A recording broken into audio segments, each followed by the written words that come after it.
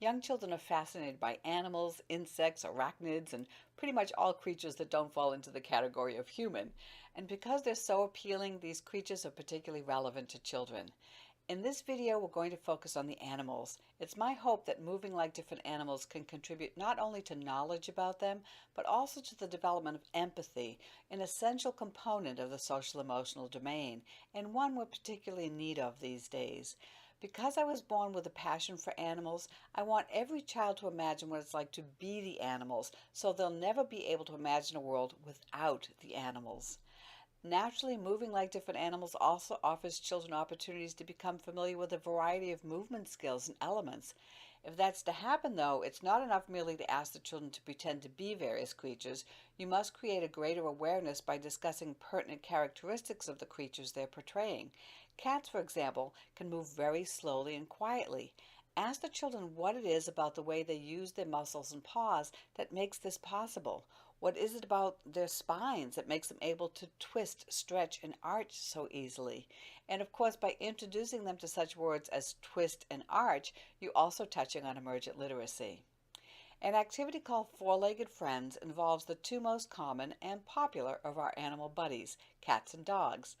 This experience allows children to pretend to be each of these animals and encourages them to consider their similarities and differences. Ask the children first to pretend to be dogs and then to be cats. Do they move differently? Next, invite them to show you how a big, heavy dog clomps along. How does a cat move when trying to sneak up on a bird? Challenge the children to show you the following movements. Discuss and compare each of them. A dog chasing a stick, a cat pouncing, a dog burying a bone, a cat playing with a toy, a dog wagging its tail, a cat rubbing against someone, a dog rolling over, a cat arching its back, a dog shaking hands, a cat curling up to go to sleep.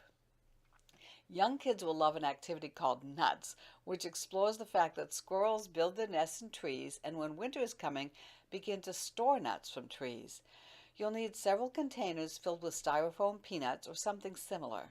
Each child will need a small empty container, and you'll accompany this activity with some lively music. Place the filled containers throughout the room. Each child stands next to an empty container scattered around the periphery of the room. Remind the children that they are squirrels, their containers represent trees, and that they have to remember where their trees are located. When you start the music, the children move around the room pretending to be squirrels hunting for nuts. When the music stops, the squirrels move to the nearest container filled with nuts, take one, and run with it back to their tree where they leave it. When the music starts again, they repeat the process. Frogs, rabbits, and kangaroos are three animals that jump. In this activity, the children compare these animals, and because it also involves the concept of size comparison, it falls under the heading of math as well as science. Talk to the children about the differences and similarities among frogs, rabbits, and kangaroos. What's the biggest similarity? Answer, they all jump. What's one big difference? Answer, their size. Encourage each of the children to move like frogs, then rabbits, then kangaroos. Do they jump differently? You may also wish to use the words hop, leap, and bound. Divide the class into three groups. Have the first group be frogs, the second group be rabbits, and the final group be kangaroos. After a while, have the children switch roles. Although many children have never been to a farm, through books and movies they're generally aware of most common farm animals. You should talk about the animals listed in this activity and compare their physical traits, sounds, and movements. Then, invite the children to pretend to be a chicken, a duck, a cow, and a horse, respectively.